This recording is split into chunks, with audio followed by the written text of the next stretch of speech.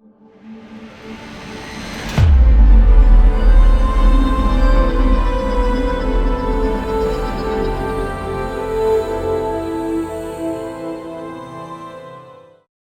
the Lord. Praise the Lord. Hallelujah. Hallelujah. യേശുവേ നന്ദി. യേശുവേ നന്ദി. യേശുവേ സ്തുതി. യേശുവേ സ്തുതി. യേശുവേ ആരാധന. യേശുവേ ആരാധന. അപ്പസ്തോല പ്രവർത്തനം 2-ാം അധ്യായം 4-ാം തിരുവചനം. അവരെല്ലാവരും പരിശുദ്ധാത്മാവിനാൽ നിറഞ്ഞു, ആത്മാവ് കൊടുത്ത ഭാഷണ വരമനുസരിച്ച് വിവിധ ഭാഷകളിൽ അവർ സംസാരിക്കാൻ തുടങ്ങി. പ്രിയപ്പെട്ട ദൈവജനമേ, അവരെല്ലാവരും പരിശുദ്ധാത്മാവിനാൽ നിറഞ്ഞു. ഇതാ ഈ ശുശ്രൂഷ സമയം നമ്മിലെല്ലാവരിലും ഇതേ അഭിഷേകം നിറയുന്നതിന് വേണ്ടി നമ്മൾ പ്രാർത്ഥിക്കുകയാണ്. ലോകത്തിൻ്റെ പല ഭാഗങ്ങളിലാണ് നമ്മൾ ഒരുമിച്ച് ദൈവസന്നിധിയിൽ ഒരു വലിയ പന്തക്കുസ്ത അഭിഷേകം സംഭവിക്കപ്പെടുന്നതിന് വേണ്ടി പ്രാർത്ഥിക്കുകയാണ്. നമുക്കെല്ലാവർക്കും കണ്ണുകളടച്ച് കരങ്ങൾ കൂപ്പി നിങ്ങളായിരിക്കുന്നിടങ്ങളിൽ നിങ്ങളുടെ നിയോഗങ്ങൾ സമർപ്പിച്ചൊന്ന് പ്രാർത്ഥിച്ചേ. കർത്താവേ, ഈ ശുശ്രൂഷ സമയത്ത് ഇന്ന കാര്യത്തിന് വേണ്ടി ഞാൻ പ്രാർത്ഥിക്കുന്നു. ഇന്ന നിയോഗത്തിൽ പരിശുദ്ധാത്മാവെ അത്ഭുതകരമായിട്ട് നിറയണം. ഈ വിഷയത്തിൽ ഉത്തരം കിട്ടാത്ത ഭാരപ്പെട്ടിരിക്കുന്ന, നാളുകളായി എന്നെ ശല്യപ്പെടുത്തുന്ന, ഒരുപക്ഷെ ജീവിതത്തിൽ വല്ലാണ്ട് ദുരിതത്തിലായിരിക്കുന്ന ഈ വിഷയത്തിൽ പരിശുദ്ധാത്മാവെ ഒരു അത്ഭുതകരമായ ദൈവീക ഇടപെടൽ ഉണ്ടാവണം. അപ്പസ്തോല പ്രവർത്തനം 2:4 എന്നിൽ സംഭവിക്കപ്പെടട്ടെ. ആഗ്രഹിക്കണം. ഈ നിയോഗം ദൈവസന്നിധിയിലേക്കൊന്ന് ഉയർത്തിപ്പിടിച്ചേ. 2 കരങ്ങൾ സ്വർഗത്തിലേക്ക് ഉയർത്തിപ്പിടിച്ചേ. ഉയർത്തിയ കൈകൾ ശൂന്യമാണ്. ഈ ശൂന്യമായ കൈകളിലേക്ക് ഒരു പുത്തൻ അഭിഷേകം, പന്തക്കുസ്തായുടെ അഭിഷേകം ദൈവമേ ഈ ശുശ്രൂഷ സമയത്ത് സംഭവിക്കപ്പെടട്ടെ. പ്രാർത്ഥിക്കുന്ന ഓരോ വ്യക്തികളിലും സംഭവിക്കപ്പെടട്ടെ. നിങ്ങളായിരിക്കുന്ന ഇടങ്ങളിൽ സംഭവിക്കപ്പെടട്ടെ. ഓ പരിശുദ്ധാത്മാവേ, അപ്പസ്തോലന്മാരിൽ നിറഞ്ഞു നിന്നിരുന്ന അതേ ചൈതന്യം, അതേ അഭിഷേകം എൻ്റെ മേൽ സംഭവിക്കപ്പെടട്ടെ. കരങ്ങൾ ഉയർത്തി സ്തുതിച്ച് പ്രാർത്ഥിക്കുന്നു. പരിശുദ്ധാത്മാവേ, അപ്പസ്തോലന്മാർ നിറഞ്ഞു നിന്ന അതേ അഭിഷേക ചൈതന്യം എൻ്റെ മേൽ നിറയപ്പെടട്ടെ. എൻ്റെ ചിന്തകളിൽ നിറയപ്പെടട്ടെ. എൻ്റെ വിചാരങ്ങളിൽ നിറയപ്പെടട്ടെ. ഈ പ്രാർത്ഥന ശുശ്രൂഷയിൽ പങ്കെടുക്കുന്ന ഓരോ വ്യക്തിയിലും സംഭവിക്കപ്പെടട്ടെ. ആഗ്രഹിക്കാം, ചേർന്ന് പ്രാർത്ഥിക്കാം. കൈയടിച്ചു പാടിക്കേ. ആരാധിച്ചൊരു പരിശുദ്ധാത്മാവേ, ആമേൻ. വിശ്വാസത്താൽ അങ്ങേ ഞങ്ങൾ ആരാധിക്കുന്നു. ഒന്ന് ചേർന്ന് പാടാമോ?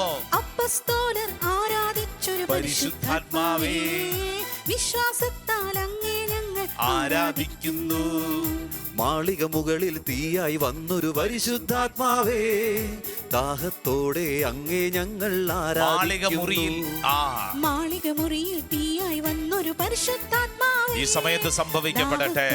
അങ്ങേ ഞങ്ങൾ ആരാധിക്കുന്നു. കൈകൾ ഉയർത്തി കൈയടിച്ച് നിറയണമേ നീ ഇന്നെന്നുള്ളിൽ തീനാവുകളായി, ഒഴുകണമേ നീ ഇന്നെന്നുള്ളിൽ പുതിയൊരു നദിയായി. സംഭവിക്കട്ടെ. നിറയണമേ നീ ഇന്നെന്നുള്ളിൽ തീനാവുകളായി, ഓ ദൈവമേ, ഒഴുകണമേ നീ ഇന്നെന്നുള്ളിൽ പുതിയൊരു നദിയായി. ചെങ്കടൽ പോലും രണ്ടായി മാറ്റിയൊരു അഭിഷേക കാറ്റ് സംഭവിക്കട്ടെ. അസ്ഥികൾ നിറയും താഴ്വരയിൽ പുതുജീവൻ പകരണം. ഞങ്ങളുടെ ജീവിതത്തിന്റെ എല്ലാ ചെങ്കടലുകൾക്ക് മുമ്പിൽ വരണ്ട ഭൂമിയാക്കി മാറ്റുന്ന അഭിഷേകം ഈ ശുശ്രൂഷ സമയത്ത് സംഭവിക്കട്ടെ.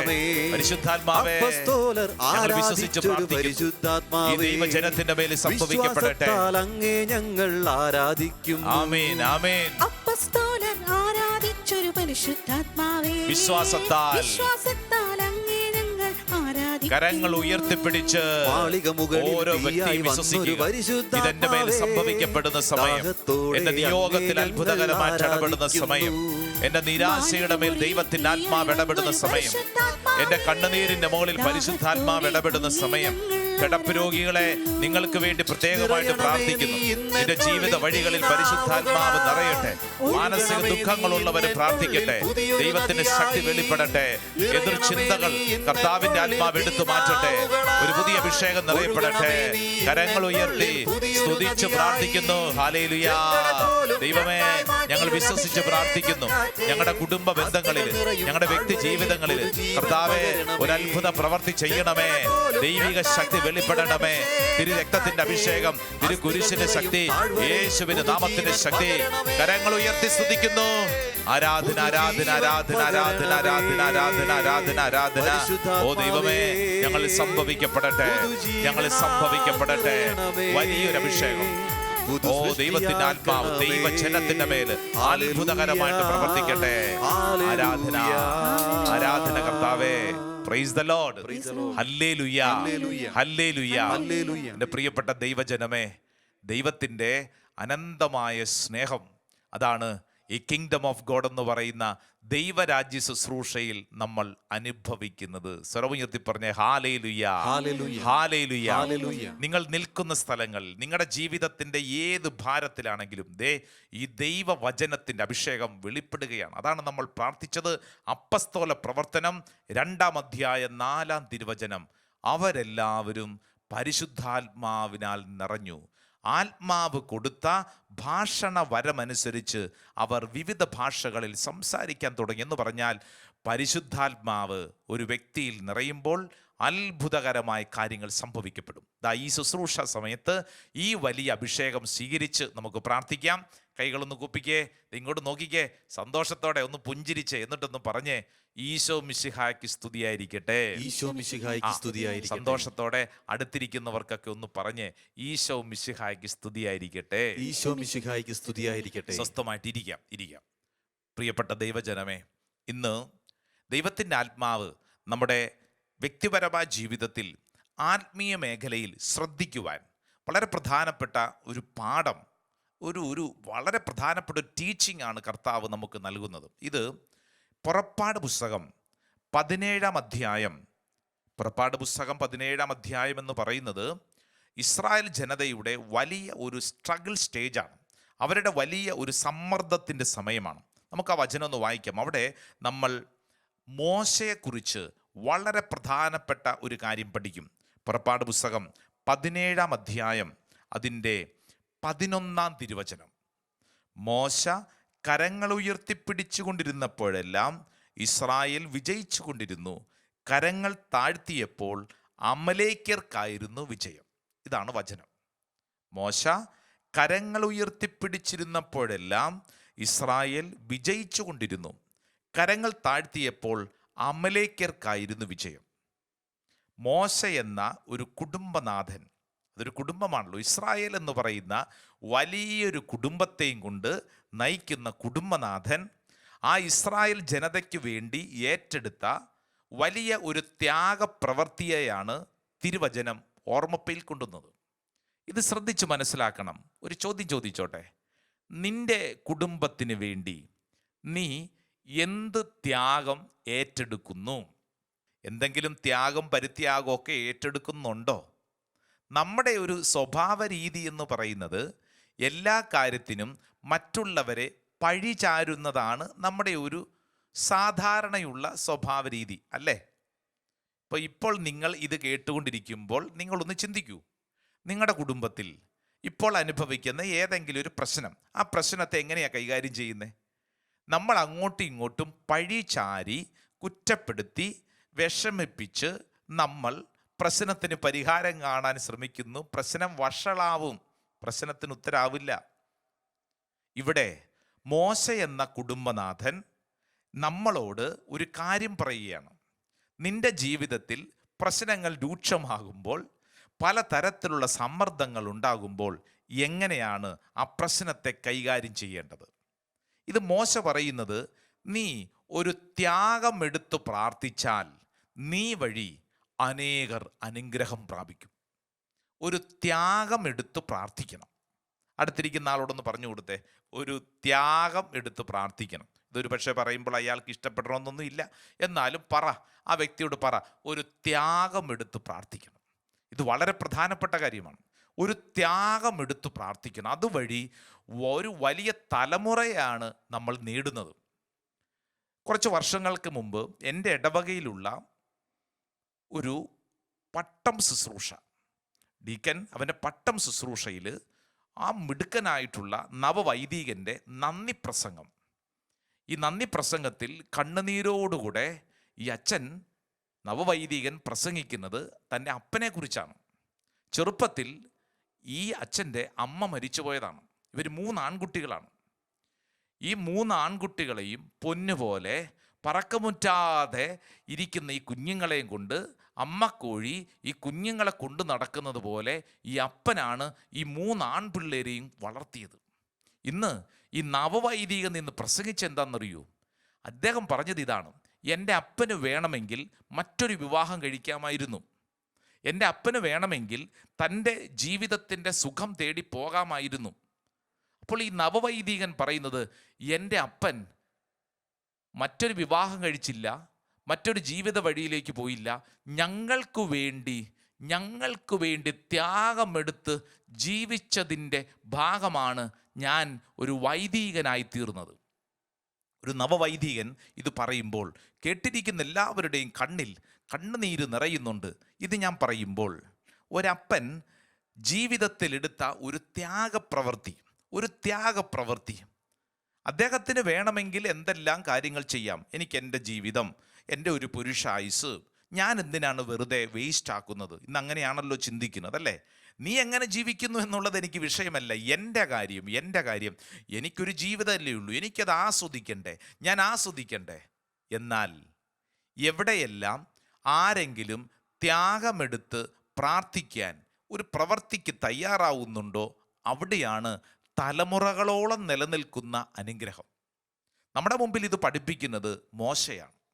മോശ എന്ന കുടുംബനാഥൻ ഒരു ത്യാഗപൂർണമായിട്ടുള്ളൊരു പ്രവൃത്തി ഏറ്റെടുത്തതിൻ്റെ വെളിച്ചത്തിലാണ് ഇസ്രായേൽ ജനത എന്ന വലിയ മഹത്തായ കുടുംബം അനുഗ്രഹപ്പെട്ടത്. ആരെങ്കിലുമൊക്കെ ത്യാഗമെടുത്തെങ്കിലേ ജീവിതം മുന്നോട്ട് നീങ്ങുകയുള്ളൂ, അല്ലേ? ആരുടെയെങ്കിലുമൊക്കെ കണ്ണുനീരിൻ്റെ മോളിലാണ്, ജീവിതത്തിൽ ഭാരപ്പെട്ട ചില അനുഭവങ്ങളുടെ മുകളിലാണ് നമ്മളൊക്കെ പിടിച്ചു നിൽക്കുന്നത്. വായിക്കാനും ധ്യാനിക്കാനും പഴയ നിയമത്തിലെ ദിനവൃത്താന്ത പുസ്തകം 2-ാം പുസ്തകം അതിൻ്റെ 20-ാം അധ്യായം, അവിടെ നമ്മൾ ഒരു രാജാവിനെ കുറിച്ച് വായിക്കുകയാണ്. ഈ രാജാവിൻ്റെ പേരാണ് യഹോഷഫാത്ത് എന്ന് പറയുന്ന ഒരു രാജാവ്. ഈ രാജാവ് എങ്ങനെയാണ് ആ രാജ്യത്തെ എങ്ങനെയാണ് അനുഗ്രഹത്തിൽ നയിച്ചത് എന്ന് തിരുവചനം രേഖപ്പെടുത്തുന്നു. ശ്രദ്ധിക്കാം. Book of chronicle 2nd book chapter 20 അതിൻ്റെ 1 മുതലുള്ള വചനം വായിക്കാം. 20-ാം അധ്യായം 1 മുതൽ. കുറെ കാലം കഴിഞ്ഞ് മൊവാബ്യരും അമ്മോന്യരും മേര്യരും ചേർന്ന് യഹോഷാഫാത്തിനെതിരെ യുദ്ധത്തിന് വന്നു. ചിലർ വന്ന് യഹോഷാഫാത്തിനോട് പറഞ്ഞു, കടലിനക്കരെ ഏദോമിൽ നിന്നും ഒരു വലിയ സൈന്യം നിനക്കെതിരെ വരുന്നു. ഇതാ അവർ ഹാസോൻ താമാറിൽ, അതായത് എൻഗേദിൽ എത്തിക്കഴിഞ്ഞു.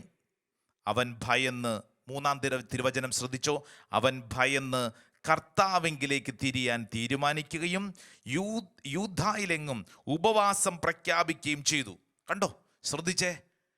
അതായത് ഒരു വലിയ സ്ട്രഗിൾ വരുമ്പോൾ സമയത്ത് വേണമെങ്കിൽ ചെയ്യേണ്ടിയിരുന്ന കാര്യം എന്താ? നമ്മൾ എന്താ ചെയ്യുന്നത്? ഉടനെ തന്നെ മന്ത്രിസഭ വിളിച്ചുകൂട്ടി നമ്മൾ എങ്ങനെ യുദ്ധത്തിൽ തന്ത്രങ്ങൾ ആവിഷ്കരിക്കണം, അതൊന്നും അല്ല ചെയ്തത്. ആദ്യം ചെയ്ത പ്രവൃത്തി എന്താ? കർത്താവിങ്കിലേക്ക് തിരിയാൻ തീരുമാനിച്ചു. എന്നിട്ട് ആ ദേശം മുഴുവൻ, യൂദയ മുഴുവൻ ഇതാ ഉപവാസം പ്രഖ്യാപിച്ച് ആ ദേശം മുഴുവൻ കണ്ണുനീരോടെ പ്രാർത്ഥിക്കുന്നു. വായിക്കാം നമുക്ക് 20-ാം അധ്യായം അതിൻ്റെ 12-ാം തിരുവചനത്തിൽ ഇങ്ങനെ എഴുതിയിരിക്കുന്നു. 12-ാം തിരുവചനം: ഞങ്ങളുടെ ദൈവമേ, അങ്ങ് അവരുടെ മേൽ ന്യായവിധി നടത്തുകയില്ലേ? ഞങ്ങൾക്കെതിരെ വരുന്ന ഈ വലിയ സൈന്യവ്യൂഹത്തോട് പൊരുതാൻ ഞങ്ങൾ അശക്തരാണ്. എന്ത് ചെയ്യേണ്ടു എന്ന് ഞങ്ങൾക്കറിയില്ല, എങ്കിലും ഞങ്ങൾ അങ്ങയിൽ അഭയം പ്രാപിക്കുന്നു. കണ്ടോ, യഹോഷാഫാത്ത് എന്ന് പറയുന്ന രാജാവ് നമ്മുടെ മുമ്പിൽ അനുദിന ജീവിതത്തിൽ പ്രായോഗികമാക്കേണ്ട ഒരു ആത്മീയ വഴിയെക്കുറിച്ച് പഠിപ്പിക്കുകയാണ്. നിന്റെ ജീവിതത്തിൽ പ്രശ്നങ്ങൾ ഉണ്ടാകുമ്പോൾ അതിനെ എങ്ങനെ കൈകാര്യം ചെയ്യണമെന്ന് നിനക്കറിഞ്ഞുകൂടാ. എന്ത് ചെയ്യണം? തമ്പുരാൻ്റെ മുമ്പിൽ ദൈവസന്നിധിയിൽ കെട്ടിപ്പിടിച്ച് പ്രാർത്ഥിക്കണം. ദൈവമേ, അങ്ങാണ് ഞങ്ങളുടെ വഴി, അങ്ങേ ഞങ്ങളുടെ വഴിയുള്ളൂ. ഇത് വായിച്ചു പോകുമ്പോൾ നമുക്ക് ശ്രദ്ധിക്കാവുന്നൊരു കാര്യം, 17-ാം തിരുവചനം വായിച്ച് 17-ാം തിരുവചനത്തിൽ ഇങ്ങനെ എഴുതി വച്ചിരിക്കുന്നു: ഈ യുദ്ധത്തിൽ നിങ്ങൾ പൊരുതേണ്ടി വരികയില്ല. കണ്ടോ, അതായത് ദൈവത്തിൽ ആശ്രയിക്കുന്ന വ്യക്തികളിൽ സംഭവിക്കുന്ന ചില കാര്യങ്ങൾ. നിങ്ങൾ ഈ യുദ്ധത്തിൽ പൊരുതേണ്ടി വരില്ല. യൂദാ ജെറുസലേം നിവാസികളെ, അണിനിരന്ന് കാത്തു നിൽക്കുവിൻ. കർത്താവ് തരുന്ന വിജയം നിങ്ങൾ കാണും. നിങ്ങൾ ഭയപ്പെടുകയോ പരിഭ്രമിക്കുകയോ വേണ്ട. നാളെ അവർക്കെതിരെ നീങ്ങുവിൻ. കർത്താവ് നിങ്ങളോട് കൂടെയുണ്ട്. പിന്നീട് വായിച്ചു പോകുമ്പോൾ എങ്ങനെയാണ് യഹോഷാഫാത്ത് എന്ന് പറയുന്ന രാജാവ് ഒരു രാജ്യത്തിന് അനുഗ്രഹം നേടിക്കൊടുക്കാൻ ത്യാഗമെടുത്ത് പ്രാർത്ഥിച്ചതെന്ന് രേഖപ്പെടുത്തിയിട്ടുണ്ട്. ഇവിടെ ശ്രദ്ധിക്കേണ്ട കാര്യം, നീ എന്ന് പറയുന്നൊരു വ്യക്തി, നീ ഒരു പക്ഷേ കുടുംബനാഥൻ, കുടുംബനാഥ, മകൻ, മകൾ, സഹോദരൻ, ആരുമായിക്കൊള്ളട്ടെ, ഞാനൊന്നൊരു വൈദികൻ. ഇത് ശ്രദ്ധിക്കേണ്ട കാര്യം, എൻ്റെ ജീവിതത്തിൽ ഞാൻ എന്തു ത്യാഗം ഏറ്റെടുക്കുന്നു, എൻ്റെ കുടുംബത്തിന് വേണ്ടി, മറ്റുള്ളവർക്ക് വേണ്ടി എന്ത് ത്യാഗപ്രവൃത്തി ഏറ്റെടുക്കുന്നു. ആരെങ്കിലുമൊക്കെ ത്യാഗപ്രവൃത്തി ഏറ്റെടുത്തെങ്കിലേ കുടുംബം, കൂട്ടായ്മ നിലനിൽക്കുകയുള്ളൂ. കഴിഞ്ഞ ദിവസം ഞാനൊരു കുടുംബ കൂട്ടായ്മ, ഒരിടവകയിൽ കുടുംബ കൂട്ടായ്മയിൽ പങ്കെടുക്കുകയാണ്. അവിടെ പങ്കെടുക്കുമ്പോൾ ഞാൻ ശ്രദ്ധിച്ച കാര്യം, അവിടെ ഒരു ചേച്ചി ആ യൂണിറ്റിൻ്റെ എല്ലാവരെയും നിയന്ത്രിച്ച് കാര്യങ്ങളൊക്കെ ക്രമീകരിക്കുന്നു. അപ്പോൾ ഈ ഫാമിലി യൂണിറ്റ് കുടുംബ കൂട്ടായ്മ പ്രാർത്ഥന ശുശ്രൂഷ കഴിഞ്ഞപ്പോൾ ഞാൻ ഈ സഹോദരിയോട് സംസാരിച്ചപ്പോൾ ഈ സഹോദരി എന്നോട് പറഞ്ഞു, അച്ഛാ, ഇവിടെ പൊതുവെ ഈ പ്രദേശത്ത് ഇങ്ങനെ കുടുംബ കൂട്ടായ്മയോടൊന്നും വലിയ താല്പര്യമൊന്നുമില്ല. അപ്പം ഞാൻ ചോദിച്ചപ്പോൾ എന്നെ ഇതെങ്ങനെ സംഘടിപ്പിക്കും? ആച്ചാ, ഞാൻ എല്ലാ വീട്ടിലും ഇന്നലെയും മിനിഞ്ഞാന്നുമായിട്ട് കയറി ഇറങ്ങി, എന്നിട്ട് അവരോട് പറഞ്ഞ് നിങ്ങൾ വരണം. അപ്പം ഞാൻ ചോദിച്ചു, സഹോദരി, ഇങ്ങനെ ഒരു ത്യാഗം എടുക്കുന്ന എന്താ? അച്ഛാ, ഇങ്ങനെ ആരെങ്കിലും ഈ വീട് കയറി ഇറങ്ങിയെങ്കിലേ ഇവരെല്ലാവരും വരുവുള്ളൂ അച്ഛാ. ഇവർക്കൊന്നും വ്യക്തിപരമായിട്ട് ഇതിനോട് താല്പര്യമില്ല. പക്ഷേ ഇതിനു വേണ്ടി വീടാന്തരം കയറി ഇറങ്ങി ഇവരെ കൂട്ടിക്കൊണ്ടുവരും. എന്തു മനസ്സിലായി? ഇങ്ങനെ ആരെങ്കിലും ത്യാഗമെടുത്ത് വീടാന്തരം കയറി ഇറങ്ങുന്നത് കൊണ്ടാണ് ആ കുടുംബ കൂട്ടായ്മ അവിടെ അങ്ങനെ നടക്കുന്നത്. മറ്റൊരു കുടുംബം, ഒരമ്മ പറഞ്ഞതാണ്, അച്ഛാ, എൻ്റെ മക്കള് കുടുംബ പ്രാർത്ഥന സമയത്ത് ഒരുമിച്ചിരിക്കാൻ വേണ്ടി ഞാൻ വല്ലാണ്ട് കഷ്ടപ്പെടുന്നു. വൈകിട്ട് 8 മണിക്കാണ് ഞങ്ങളുടെ വീട്ടിലെ കുടുംബ പ്രാർത്ഥന. 6 മണി മുതൽ ഞാൻ ഇതിങ്ങടെ പുറകെ 2 മണിക്കൂർ നടക്കും. ഒരുത്തനെ വിളിച്ചോണ്ട് വരുമ്പോൾ വേറൊരുത്തൻ അങ്ങോട്ട് പോകും, അവൻ ഇങ്ങോട്ട് വരുമ്പോൾ ഇവൾ അങ്ങോട്ട് പോകും. അച്ഛാ, 2 മണിക്കൂർ പുറകെ നടന്നിട്ടാണ് ഇതുങ്ങളൊന്ന് പ്രാർത്ഥനയ്ക്ക് ഇരിക്കുന്നത്. എന്ത് കഷ്ടപ്പാടാണെന്നറിയോ? കുറേ വർഷമായി അച്ഛാ, ഇനി ഞാൻ ഇതിങ്ങടെ പുറകെ പോകുന്നില്ല. ഇവർക്ക് ഇഷ്ടമുണ്ടെങ്കിൽ പ്രാർത്ഥിക്കട്ടെ, ഇവർക്ക് ഇഷ്ടമുണ്ടെങ്കിൽ എന്തെങ്കിലും ചെയ്യട്ടെ, ഞാൻ പോകുന്നില്ല. ഞാൻ ചോദിക്കട്ടെ, എന്തു സംഭവിക്കും? ആ കുടുംബത്തിൽ ഈ അമ്മ ഇവരുടെ പുറകെ നടക്കുന്നില്ലെങ്കിൽ പിന്നീട് കുടുംബ പ്രാർത്ഥന നടക്കില്ല. ആരെങ്കിലുമൊക്കെ ഇങ്ങനെ ത്യാഗമെടുത്ത് പ്രാർത്ഥിക്കുന്നത് കൊണ്ടാണ് കുടുംബ പ്രാർത്ഥന നടക്കുന്നത്, ഒരു കുടുംബ കൂട്ടായ്മ നടക്കുന്നത്, ഒരു ധ്യാന കേന്ദ്രം നടക്കുന്നത്, ഒരു ശുശ്രൂഷ നടക്കുന്നത്, ഒരു രാജ്യം നടക്കുന്നത്, ഒരു ദേശം നടക്കുന്നത്. എന്ന് പറഞ്ഞാൽ നീ ത്യാഗമെടുത്ത് പ്രാർത്ഥിക്കാനുള്ളൊരു മനസ്സ് കാണിക്കണം. പഴയ നിയമത്തിലെ ജോബിനെ കുറിച്ച് ബൈബിൾ പഠിപ്പിക്കുന്നൊരു കാര്യം, ജോബ് എപ്പോഴാണ് അനുഗ്രഹം പ്രാപിച്ചത്? അല്ല, ജോബ് എപ്പോഴാണ് അനുഗ്രഹം പ്രാപിച്ചത്? ആ മനുഷ്യൻ ആ കുഷ്ഠരോഗമൊക്കെ പിടിച്ച് വല്ലാണ്ട് വിഷമിച്ചില്ലേ? 42-ാം അധ്യായം 10-ാം തിരുവചനം. ജോബിന്റെ പുസ്തകം 42-ാം അധ്യായം 10-ാം തിരുവചനം. ജോബ് തൻ്റെ സ്നേഹിതന്മാർക്ക് വേണ്ടി പ്രാർത്ഥിച്ചപ്പോൾ അവനുണ്ടായിരുന്ന ഐശ്വര്യം കർത്താവ് തിരികെ കൊടുത്തു, അവിടുന്നത് ഇരട്ടിയാക്കി കൊടുത്തു. മറ്റുള്ളവർക്ക് വേണ്ടി ത്യാഗമെടുത്ത് പ്രാർത്ഥിച്ചാൽ കുടുംബം അനുഗ്രഹിക്കപ്പെടും. എൻ്റെ പ്രിയരെ, ഇത് നമ്മൾ പ്രായോഗിക ജീവിതത്തിൽ സ്വീകരിക്കണം. സാധിക്കുന്ന എല്ലാവരും തുടർന്നുള്ള ആരാധന സമയത്ത് ഒന്ന് മുട്ട കുത്താനൊക്കെ ഇച്ചിരി വിഷമം ഉണ്ടാവും. മുട്ട കുത്തി ത്യാഗമെടുത്ത്, കർത്താവേ, എൻ്റെ കുടുംബത്തിന് വേണ്ടി, എൻ്റെ ജോലി സ്ഥലത്ത്, എൻ്റെ ജീവിത വഴി, എൻ്റെ ഇടവകയിൽ, എൻ്റെ കമ്മ്യൂണിറ്റിയിൽ അഭിഷേകമുണ്ടാകാൻ പ്രാർത്ഥിക്കുന്നു. ആ വലിയ പ്രാർത്ഥനയോടുകൂടെ നമുക്കൊരുമിച്ച് ആരാധനയിൽ പങ്കെടുത്ത് ദൈവകൃപ സ്വീകരിക്കാം. ആമേൻ, ആമേൻ.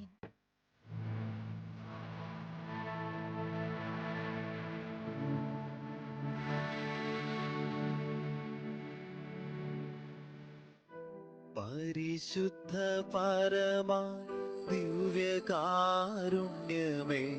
എന്നേരവും സ്തുതി ആരാധന. പരിശുദ്ധ പരമാ ദിവ്യകാരുണ്യമേ, എന്നേരവും സ്തുതി ആരാധന. പരിശുദ്ധ പരമാ ദിവ്യകാരുണ്യമേ, എന്നേരവും സ്തുതി ആരാധന. കരങ്ങൾ ഉയർത്തി സ്തുതിച്ച് പ്രാർത്ഥിക്കുന്നു. ആരാധന, സ്തുതി ആരാധന. കർത്താവേ, ആരാധന സ്തുതി ആരാധന. ഓ ദൈവമേ സ്തുതിക്കുന്നു. ആരാധന സ്തുതി ആരാധന. ആമേൻ. ആരാധന സ്തുതി ആരാധന. Praise the Lord. Praise the Lord. Hallelujah. Hallelujah. Hallelujah. Hallelujah. പ്രിയപ്പെട്ട ദൈവജനമേ, ഈ പരിശുദ്ധ അൽത്താര നിന്നോടൊരു ചോദ്യം ചോദിക്കുകയാണ്. നിന്റെ കുടുംബത്തിന് വേണ്ടി നീ എന്തു ത്യാഗം ഏറ്റെടുക്കുന്നു? നീ ഏതെങ്കിലും തരത്തിൽ കുടുംബത്തിന് വേണ്ടി പരിഹാര പ്രവർത്തികൾ ചെയ്യുന്നുണ്ടോ?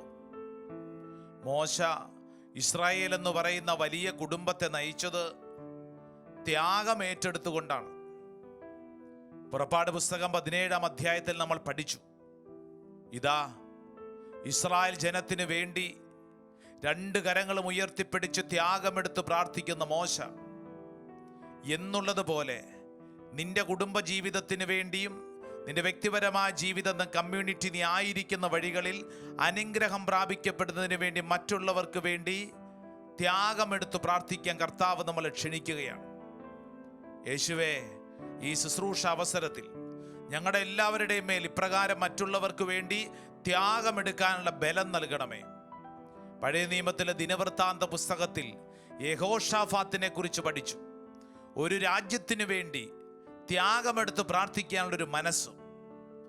എൻ്റെ കുടുംബത്തിന് വേണ്ടി ഞാൻ എന്തു ത്യാഗം ഏറ്റെടുക്കുന്നു? 2 കരങ്ങളും നെഞ്ചോട് ചേർത്ത് വെച്ച് ഒരു നിമിഷം നീ ചിന്തിക്കുക. പല കാര്യങ്ങളെക്കുറിച്ച് കുറ്റപ്പെടുത്തുന്ന സ്വഭാവം നിന്റെ ഉള്ളിലുണ്ടല്ലോ. കുടുംബത്തിലെ എല്ലാ പ്രശ്നങ്ങളും മറ്റുള്ളവരാണെന്ന് പഴിചാരുന്നുണ്ടല്ലോ. എന്നാൽ നീ എന്ന് പറയുന്ന വ്യക്തി നിന്റെ ജീവിതത്തിൽ കുടുംബത്തിന് വേണ്ടി എന്തു ത്യാഗം ഏറ്റെടുക്കുന്നു? യേശുവേ, എൻ്റെ ജീവിതത്തെ ഈ അൽത്താരയിൽ സമർപ്പിക്കുന്നു. എനിക്ക് എന്നെ തന്നെ മനസ്സിലാക്കാനുള്ള കൃപ വേണം. മറ്റുള്ളവർക്ക് വേണ്ടി പ്രാർത്ഥിക്കാനുള്ള കൃപ വേണം. കർത്താവേ, ത്യാഗമെടുക്കാനുള്ള കൃപ വേണം. എൻ്റെ പ്രിയപ്പെട്ട ദൈവജനമേ, 2 കരങ്ങളും പരിശുദ്ധ അൽത്താരയിലേക്ക് നീട്ടിപ്പിടിക്കാം. എന്നിട്ട് ഈശോയോട് പറയാം, ഈശോയെ, ഇതുപോലെ അൽത്താരയുടെ നേരെ കരങ്ങൾ നീട്ടാൻ, ശരീരത്തിൽ ത്യാഗം ഏറ്റെടുത്ത് എൻ്റെ കുടുംബത്തിന് വേണ്ടി പ്രാർത്ഥിക്കാൻ കർത്താവേ എനിക്ക് കൃപ വേണം. എൻ്റെ പ്രിയരെ, കരങ്ങൾ ഇങ്ങനെ നീട്ടിപ്പിടിക്കുമ്പോൾ നാളുകളായി നിന്റെ കുടുംബത്തിൽ നീ അനുഭവിക്കുന്ന അനേക പ്രശ്നങ്ങളെ നീ മനസ്സിൽ ഓർക്കണം. ഒരു പക്ഷേ ത്യാഗം ഏറ്റെടുക്കാത്തത് കൊണ്ടല്ലേ പലതരത്തിൽ ഭാരങ്ങൾ നീ അനുഭവിക്കുന്നത്. യേശുവേ, ഇതാ എൻ്റെ എല്ലാ ഭാരങ്ങളും ഞാൻ സമർപ്പിക്കുന്നു. പ്രത്യേകിച്ച് കുടുംബത്തിൽ അനുഭവപ്പെടുന്ന ചില തടസ്സങ്ങൾ, വിവാഹ തടസ്സം, ഒരു കുഞ്ഞില്ലാത്തതിൻ്റെ ദുഃഖം, ഒരുപക്ഷെ ഒരു വീട് പണിയാൻ ആഗ്രഹിച്ചിട്ട് നടക്കാത്തത്, സ്ഥലം വിൽപ്പനയ്ക്ക് വേണ്ടി ആഗ്രഹിച്ചിട്ട് നടക്കാത്തത്, വിദ്യാഭ്യാസം മക്കളുടെ കാര്യം ഗൗരവമായിട്ട് നടക്കാത്തത്, വിചാരിക്കുന്നത് പോലെ പല കാര്യങ്ങളും നടക്കാത്തത്, ഒരു പക്ഷേ ത്യാഗം ഏറ്റെടുക്കാത്തത് കൊണ്ടാണോ? ഇതാ ഈശോ നിന്നെ ക്ഷണിക്കുന്നത് ത്യാഗമെടുത്ത് പ്രാർത്ഥിക്കാൻ. 2 കരങ്ങളും അൽത്താരയുടെ നേരെ നീട്ടിപ്പിടിച്ച്, യേശുവേ, എൻ്റെ കുടുംബത്തിന് വേണ്ടി ത്യാഗമെടുത്ത് പ്രാർത്ഥിക്കാൻ കർത്താവെ ഞാൻ ആഗ്രഹിക്കുന്നു. കർത്താവെ, അതിനുള്ള ബലം എനിക്ക് വേണം, അതിനുള്ള ശക്തി എനിക്ക് വേണം. നമുക്ക് കരങ്ങൾ ഉയർത്തി യേശുവേ എന്ന് വിളിച്ചൊന്ന് സ്തുതിച്ചൊന്ന് പ്രാർത്ഥിക്കട്ടെ. Hallelujah, hallelujah, hallelujah. ഓ കർത്താവേ, എന്നിൽ വെളിപ്പെടട്ടെ, എന്നിൽ വെളിപ്പെടട്ടെ കർത്താവേ, ശക്തി വെളിപ്പെടട്ടെ കർത്താവേ. ആഗ്രഹിച്ച് പ്രാർത്ഥിക്കുന്നു, ആഗ്രഹിച്ച് പ്രാർത്ഥിക്കുന്നു, ആഗ്രഹിച്ച് പ്രാർത്ഥിക്കുന്നു. നാഥാ, നീ എന്നെ മാറ്റേണമേ. ആമേൻ, ആമേൻ. നാഥാ, നീ എന്നെ മാറ്റേണമേ. ഓരോരുത്തരും 2 കരങ്ങൾ നീട്ടിപ്പിടിച്ച് പറഞ്ഞ് പാടി പ്രാർത്ഥിച്ച്, നീ എന്നെ ആമേൻ. മാറ്റേണമേ. ദൈവമേ, നാഥാ, നീ എന്നെ മാറ്റേണമേ. ചേർന്ന് പാടാം. നാഥാ, നീ എന്നെ ആമേൻ. മാറ്റേണമേ. ഓ ദൈവമേ, നാഥാ, നീ എന്നെ മാറ്റേണമേ. ഒരു നിമിഷം പ്രാർത്ഥിക്കുമ്പോൾ 2 കരങ്ങളും കുരിശാകൃതിയിൽ വിരിച്ചു പിടിക്കാം. എൻ്റെ പ്രിയരെ, കുരിശാകൃതിയിൽ വിരിച്ചു പിടിക്കുമ്പോൾ നീ ഓർത്തുകൊള്ളണം, ഈ കുരിശ് ഒരു അടയാളമാണ്. എൻ്റെ കുടുംബത്തിന് വേണ്ടി, എൻ്റെ വ്യക്തിപരമായ ജീവിതത്തിന് വേണ്ടി ത്യാഗമെടുക്കാനുള്ള ഒരു അടയാളം. 2 കരങ്ങൾ ഇങ്ങനെ കുരിശാകൃതിയിൽ വിരിച്ചു പിടിച്ച് എല്ലാവരും ഈ അൽത്താരയിലേക്ക് നോക്കി യേശുവിൻ്റെ ആശീർവാദം സ്വീകരിക്കുമ്പോൾ നീ വിശ്വസിക്കുക, എൻ്റെ മേലും എൻ്റെ കുടുംബത്തിൻ്റെ മേലും എൻ്റെ കർത്താവ് ഇടപെടുന്ന സമയമാണ്. വിശ്വസിച്ച് 2 കരങ്ങൾ നീട്ടിപ്പിടിച്ച് യേശുവേ എന്ന് വിളിച്ച് ഈ ആശീർവാദം സ്വീകരിക്കട്ടെ.